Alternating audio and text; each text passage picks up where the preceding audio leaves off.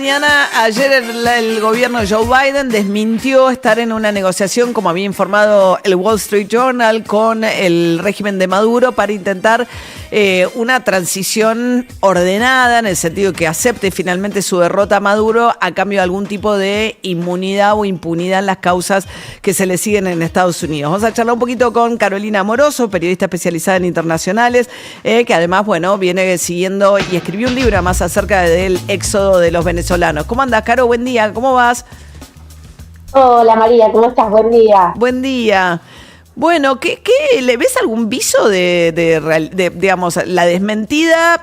Por un lado, el gobierno americano parece bastante concluyente, pero a la vez daría la sensación de que hay quienes sí están intentando negociar con Maduro ahora, ¿no? Bueno, lo primero es que no es la primera vez que se inicia un proceso de negociación con el régimen de Nicolás Maduro. El problema parece ser no tanto si hay un proceso de negociación, que sin duda ha sido hasta sugerido en el contexto de la campaña. Si vos escuchás muy de cerca el discurso de Edmundo González Urrutia hablando del proceso de transición y hablando de lo que se inauguraba el 28 de julio como un proceso, te das cuenta que ellos tenían en mente la posibilidad de que se diera lo que en efecto se dio, que fue un fraude, el robo de la elección. Ahora, la gran pregunta es quiénes entran en el avión de la huida. Y estoy casi parafraseando en estas palabras al propio ex jefe de inteligencia del régimen, Manuel Ricardo Christopher Figuera, una figura que sale del régimen en 2019 por los años de Juan Guaidó. Recordás vos cuando de repente se lo vio salir al propio Leopoldo López. Bueno, este personaje, a quien me entrevisté el pasado sábado, me decía que esa es exactamente la pregunta. ¿Cuál es el margen que tienen algunos personajes del régimen para negociar ser incluidos en la salida del poder? Caso Diosdado Cabello, ¿no? Por ejemplo, el régimen, los más duros militares, que son los que parecen más aferrados a cero negociación.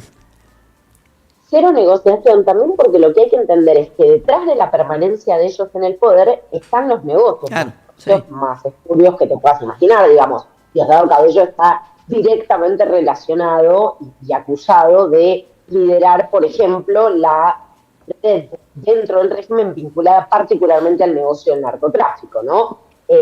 A Diosdado Cabello le queda un poco margen para negociar, según lo que decía Christopher Figuera, repito, una persona que conoce las entrañas mismas del poder dentro del régimen, porque fue el jefe de la inteligencia, de la temida policía política. Lo que dice es que le queda poco margen para negociar, porque incluso dentro del entramado del régimen tiene hoy una posición de mayor debilidad con respecto, por ejemplo, a las otras figuras importantes dentro del régimen, como Jorge Rodríguez o Delcy Rodríguez. Pero todo esto sucede en un contexto donde en Venezuela se está dando una represión brutal, porque como el resultado ha sido tan contundente, como además al chavismo se le quebró la base popular, y esto te lo puedo decir habiendo recorrido el barrio popular más emblemático de Caracas, que es Petare, y entendiendo que lo que esencialmente se les quebró es eso, ¿no? Por un lado, había un voto opositor que ya estaba y era muy contundente y se había manifestado en otras ocasiones, pero la base popular la perdieron. Es decir, al régimen de Maduro solo le queda la fuerza y la está desplegando de una manera desaforada. O sea, si ya venía un proceso represivo realmente muy grave, con violaciones sistemáticas de derechos humanos, hoy lo estamos viendo incluso hasta con una jactancia en ese error.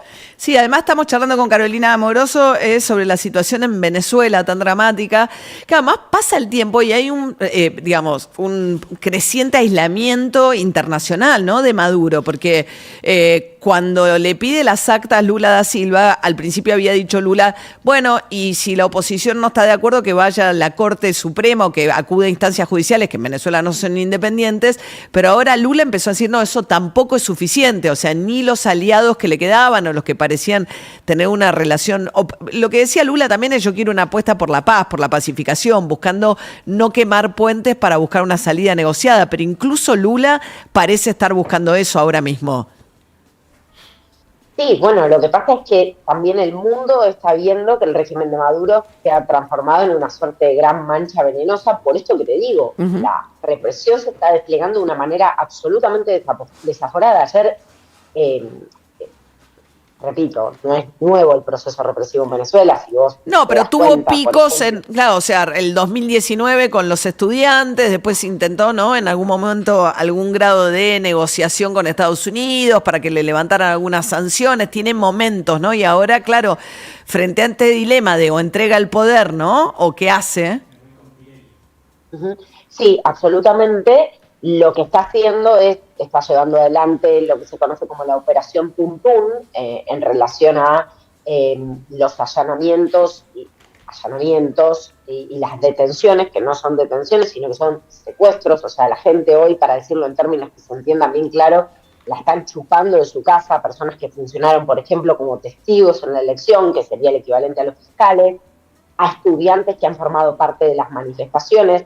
A ver, para que te des una idea, Foro Penal, ayer leía el relevamiento, que es una de las ONGs más importantes de derechos humanos, daba cuenta de unos 1.300 arrestos, Ujú. repito, esto en términos relativos, porque en muchos Sí, o casos tenemos que sea, hablar como de decir, índices sin ninguna analistas, por razón más que supuesto. persecución de la oposición, digamos. Sin ninguna razón más que eso, entre ellos 110 adolescentes, más de 110 adolescentes, que los vi, me tocó verlo en carne propia, participando de las manifestaciones, Ujú. entre ellos personas discapacitadas, entre No, es ellos, una de hecho, se tragedia, es una hablaba situación incluso de más. detenciones de personas con trastorno del espectro autista, o sea, realmente es brutal. Y sumado a eso, una política de jactancia. La semana pasada, viste que se dio a conocer el video de María Oropesa, la coordinadora del partido de María Corina Machado en el estado de Portuguesa, donde se llevaron una gran sorpresa por los resultados adversos para el chavismo. A María Oropesa la detienen y ella transmite por Instagram Live.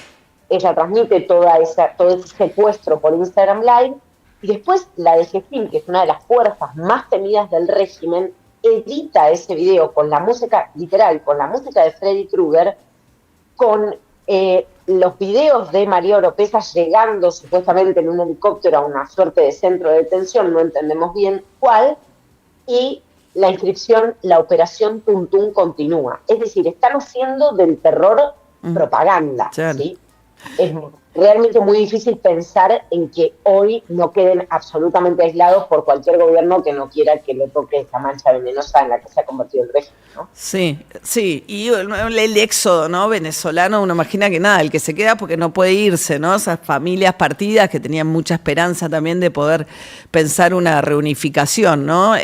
Tanto que los vemos acá, 8 millones de venezolanos, una comunidad con la que tenés mucho contacto, Caro, también. Así que, bueno, nada, dan ganas de que esto se resuelva de manera pacífica y que, nada, que entienda de una vez que va a tener que aceptar que perdió las elecciones Maduro, pero veremos cómo sigue esta situación en Venezuela. Por ahora Urrutia, ¿no? Y Carolina Machado están con mucho cuidado, amenazados de ser detenidos, pero libres. Sí, bueno, teniendo que resguardar, es difícil decir que alguien es libre en Venezuela, Claro, sobre todo si formas parte de la de disidencia política, ¿no? No. sí, tenés Realmente, una. el otro día Perdón. sí, no, y están obviamente resguardando su seguridad a niveles increíbles. Mira, te voy a contar algo que tiene que ver con personas con las que estoy en contacto en Venezuela para reportar la situación a diario. La gente está hablando en clave, digo, hasta de las cosas más banales, Ujú. hasta en grupos de WhatsApp familiares. Yo el otro día decía, Venezuela está secuestrada. La verdad es que tengo la impresión de que el país todo está secuestrado en Ujú. este momento, y estoy convencida de que es así. Es difícil pensar que alguien está en libertad si no están en un centro de detención, pero están en un contexto absolutamente asfixiante que creo que se va a agravar con el correr de estas Claro, semanas. Veremos si es ojalá. que de cara al 10 de enero, no te olvides que la asunción sería El formalmente, nuevo según lo mandato estipulado en la arrancaría el 10 de Constitución, enero, claro. Si el acepta 10 de hasta enero. De ahí que hecho, lo evidente que es que perdió la elección Nicolás Maduro. Bueno, Carolina Morosa, gracias, Caro, un beso grande. beso enorme, María. Hasta luego. 7:56 de la mañana y bueno, Fito Páez.